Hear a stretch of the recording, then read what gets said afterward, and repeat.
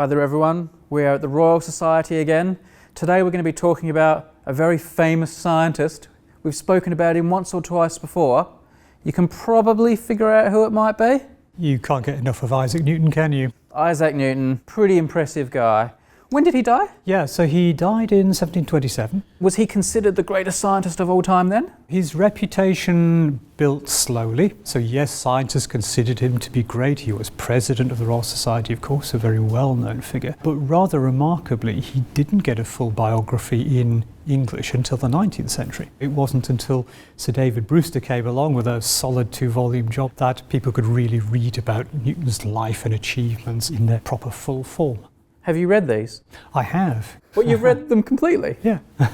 Everyone loves a biography, surely. We're not going to go through them today, but if we look at the front of Volume 2, there is a picture that's going to lead nicely to our main talking point today. What am I looking at here? You're looking at the very famous statue of Sir Isaac Newton in Trinity College, Cambridge. Okay, so if I want to see the real full-size version of this, I've got to go up to Cambridge. You have, but as a nice kind of secondary consolation prize, if you like, we have maquettes of many Newton statues. A maquette is a smaller version of a large-size statue.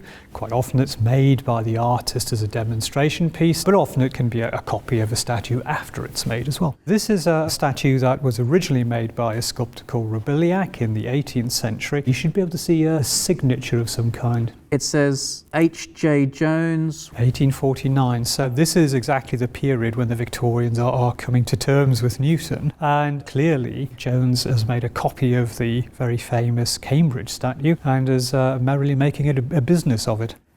So, Keith, are you telling me this is a cheap knockoff? Yeah, a bit like the T-shirts, Brady, but you know. Isaac Newton handwriting. Yeah. Now available. A long tradition, I should have said. I walked right into that. It's had a bit of weather, this one, and you can see that the prism that Newton is holding is missing from this. We don't know whether it was ever there or not. He's also got a bit of a Voldemort nose if you look side on. He has. It looks like he's been left out in the rain a little, but it's probably just atmospheric pollution. Let's have a look at another maquette. Indeed, yes. So this is a slightly different one. Same guy, of course, Isaac Newton. That's right. This one's in better condition. It is, and a different artist. W. Theed, 1857. That's right. Theed is the artist of the big version as well, in Grantham in Lincolnshire. So this is the local Newton homeland. Okay, so if I want to see the big proper version of this, I've got to go to Grantham in Lincolnshire. That's right. Who'd want to go there? Hey, James. James is from near there. But this is a celebratory portrait of Newton, so he is the big figure. He's had his biography. He is the most famous British scientist. So again, this is made after the fact, before the big one, as a working model for the big one? As a working model for the big one, most likely, yes. Okay. He's lost a finger. Yes, there is a bit of damage on there. You're right, the finger's gone, I think. It's the elements that are very easily breakable. All right, Keith, from this to, well, this one's a bit different.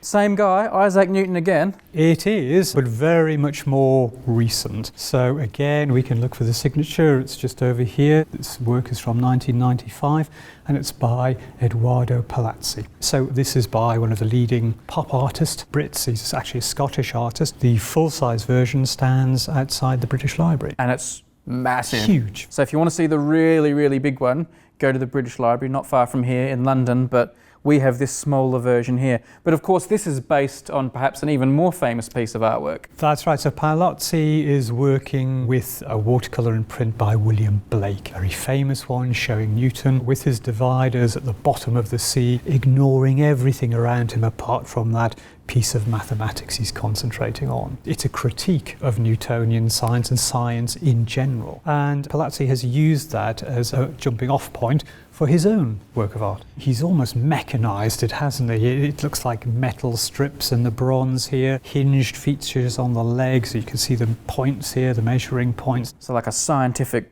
RoboCop.